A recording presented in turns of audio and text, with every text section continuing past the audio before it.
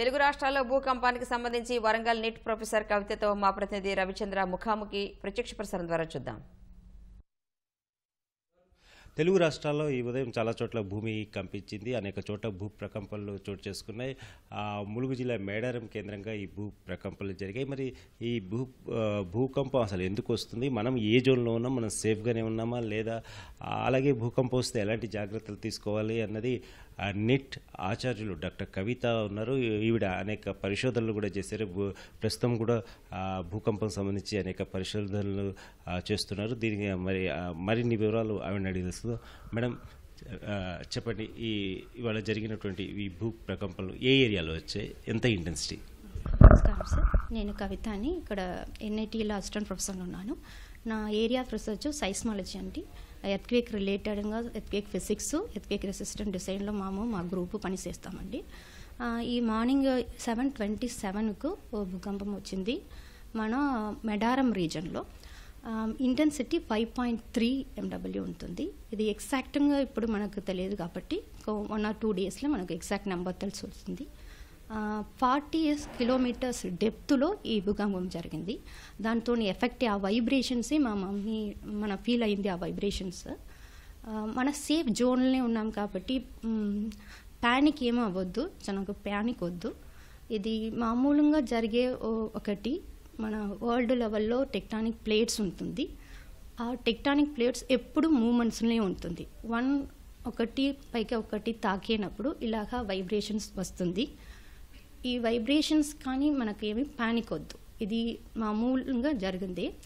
ఇప్పుడు మనం ఏం చేయాలంటే, ఇప్పుడు బిల్డ్ చేయనప్పుడు ఆర్కిటెక్చరల్ వర్క్స్కి ఎక్కువ అమౌంట్ చేస్తాము, లేకపోతే కొంచెం మన ఎర్త్క్వేక్ రెసిస్టెంట్ డిజైన్స్ కూడా కొంచెం అమౌంట్ ఇన్వెస్ట్ చేయాలి. మీరు కొత్త బిల్డింగ్ కడితే కూడా లేదు, పాత బిల్డింగ్ రెనోవేట్ చేస్తే కూడా ఆ కాంట్రాక్టర్ దగ్గర అడగాలి వెదర్ మీరు కొంచెం అమౌంట్ దీనికి కూడా ఇన్వెస్ట్ చేసి ఎర్త్క్వేక్ రెసిస్టెంట్ డిజైన్ మీరు చేస్తున్నారా, ఏం స్టీల్ వాడుతున్నారు, దాంట్లో డక్టిలిటీ ఉంటుందా, ఎర్త్క్వేక్ రెసిస్టెంట్ డిజైన్స్ కానీ సమ్ స్టెప్స్ ఉంటుంది, ఆ స్టెప్స్ మీరు ఫాలో అవుతారా లేదా అని మీరు అడగాలి. అది జనం చేయాల్సింది.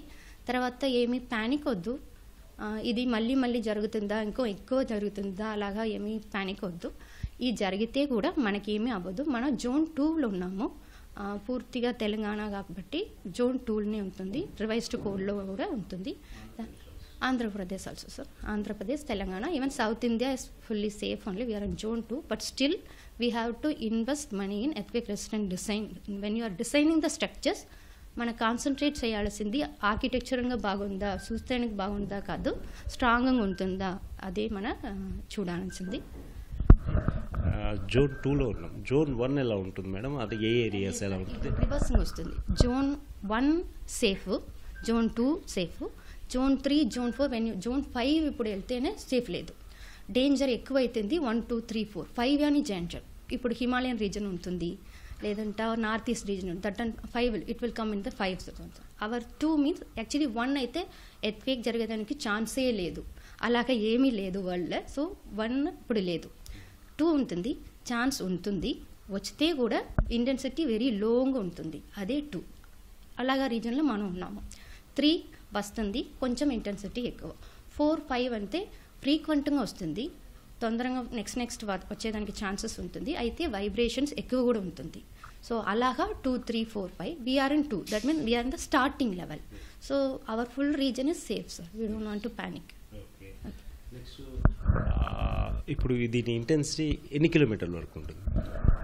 ఇది మన ఇప్పుడు 5 కాబట్టి 300-400 రేడియస్ కూడా స్ప్రెడ్ అవ్వచ్చు. ఇప్పుడు ఇది మనకు Maharashtra, up to Maharashtra people felt sir. But if you are in working condition, you may not be felt. If you are in lying position or something, because the vibrations are very low, you would have felt that one. But so many CCTV recordings are there, so that we can see how much vibration is there and other things. But we will get the recorded waves soon. From that we can get more information. Repu gaani elanti gaani we can జరుగుతుంది. ఇవాళ వచ్చింది 5.3 Richter scale మీద ఉంది. ఎంత వస్తే బాగా damage ఉంటుంది, అలాగే ఆందోళన చెందాలి, ఈ రేంజ్ అనేది ఎలా ఉంటుంది? దీంట్లో 2 ఉంటుంది సార్. ఇప్పుడు 5 అయితే కూడా డేంజరే, అయితే మన సాయిల్ ప్రాపర్టీస్ కూడా దీంట్లో రోల్ ప్లే చేస్తుంది. మన సాయిల్ ఎంత కిలోమీటర్స్కి ఎంత సేఫ్గా ఉంటుంది, సాలిడ్గా ఉంటుందా, లూసింగ్ ఉంటుందా, దాని కాబట్టి ఈ వేవ్స్ కూడా కొంచెం ఎక్కువ అవుతుంది, తక్కువ అవుతుంది, ఈ వైబ్రేషన్స్, దాని ఆంప్లిఫికేషన్ అంటాము. మన ఇప్పుడు జరిగింది మీడియం లెవెలే, మనకు కొన్ని వైబ్రేషన్స్ కూడా డియాంప్లిఫైగా ఉంటుంది. అయితే మీ soil properties if you do some microzonation studies అంటాము, అది మీరు స్టడీస్ చేస్తే ఇది కొంచెం ఎక్కువ కూడా మీకు అది ఫీల్ అవ్వచ్చు, అది ఛాన్సెస్ ఉంది. ఒకసారి ట్రేమర్స్ అనేది వస్తే ఆ కపుల్ ఆఫ్ డేస్లో కూడా మళ్ళీ వస్తాయి అంటున్నారు, is it correct? It is there sir. మేము అది foreshocks and aftershocks అంటాము. అయితే ఓ బిగ్ ఈవెంట్ వస్తానికి ముందు కొంచెం చిన్నది వస్తుంది, లైక్ వార్నింగ్ లాగా. అయితే ఇది అలాగా తెలియట్లేదు సార్, ఇది సింగిల్ ఈవెంటే అని, మేజర్ ఈవెంటే ఇది. పీపుల్ ఇది గురించి ఏమీ ఫీల్ అవ్వద్దు సార్, ప్యానిక్ ఏమీ అవ్వద్దు. కోల్ బెల్ట్ ఏరియా లేదా రివర్ బెల్ట్ ఏరియాలో వస్తుంది అంటారు, ఈజ్ ఇట్ రియల్? రివర్కి ఏమి దీనికి ఏమీ సంబంధం లేదు, ఇది ఫాల్ట్ గురించి సార్. ఫాల్ట్ అయితే టెక్టానిక్ ఫాల్ట్స్ అయితే క్రాక్ లాగా మీకు అర్థమవుతుంది.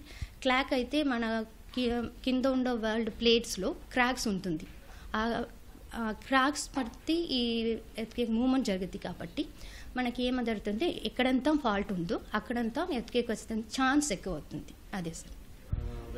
అదర్ కంట్రీస్, ఇండియా ఎలా ఉంది, అలాగే మన తెలంగాణ, ఏపీ రాష్ట్రాలే ఈ భూకంపం ఎలా ఉంది? సేఫే సార్. ఇప్పుడు మేము జపాన్ లాగా ఎనీ అదర్ కంట్రీస్ చూడొచ్చే, మన కంట్రీ మోస్ట్ సేఫే అండి. దాంట్లో కూడా మన సౌత్ ఇండియా సేఫే అండి, ఏమి ప్యానిక్ వద్దండి. డ్యామేజ్ అవ్వకుండా, అంటే లైఫ్ డ్యామేజ్ అవ్వకుండా ఎలాంటి జాగ్రత్తలు తీసుకోవాలి? ఒకసారి ఎర్త్క్వేక్ వచ్చినప్పుడు లేదా ట్రేమర్స్ అనేవి సంభవించినప్పుడు ఎలాంటి ప్రికాషన్స్ తీసుకోవాలి? ఫస్ట్ ఇప్పుడు మీకు కొంచెం ఫీల్ అవ్వగానే బిల్డింగ్ ఓపెన్ ఉంది బయట వచ్చేది బెటర్ అండి, ఓపెన్ ఏరియాలో ఉండండి, అది బెటరు. అయితే మొదట్లో ఇప్పుడు కొత్త బిల్డింగ్ అయితే మీరు ఎర్త్క్వేక్ రెసిస్టెంట్ డిజైన్లో కొంచెం కాన్సన్ట్రేట్ చేయాలి. మీరు ఇప్పుడు కాంట్రాక్టర్ దగ్గర అడిగితే కాంట్రాక్టర్ డిజైనర్ దగ్గర అడుగుతారు. ఇప్పుడు స్టెప్స్ స్టార్ట్ అయితే మా పీపుల్ మధ్యలో కొంచెం అవేర్నెస్ ఉంటే ఈ ప్రాసెస్ కొంచెం బాగా జరుగుతుంది. ఇప్పుడు అవేర్నెస్ లేకపోతే కొంచెం డిజైనింగ్లో ఎర్త్క్వేక్ రెసిస్టెంట్ డిజైన్ అంత కాన్సన్ట్రేట్ చేయట్లేదు. అది చిన్నది యాక్టివిటీ, అది మనకు అవసరం అండి. Important things that small steps will safeguard our buildings, sir. If buildings are safe, our people will be safe. చాలా మందికి ఇంకా పూర్తిగా ఈ ఎర్త్క్వేక్ రెసిస్టెంట్ అంటే మనకైతే లేదు అని ఓకే, బట్ ఫ్యూచర్లో కూడా ఇలా రాకుండా, అంటే ఒకవేళ ఎర్త్క్వేక్ వచ్చినా కూడా డ్యామేజ్ ఎక్కువ కాకుండా ఉండాలంటే దానికి తట్టుకునే విధంగా నిర్మాణాలు అనేవి జరగట్లేదు, ఎందుకు? Yes, sir. Because of some lack of awareness, and now government is insisting on each and every building should have earthquake-resistant design bylaws and other things. Now it is happening, sir. Earlier, without awareness, people were constructing buildings without any earthquake-resistant designs. Now people are doing. Hereafter, whatever buildings are going to be constructed will be safe, sir. So we are in a safe zone. Yes, sir. We are in safe zones.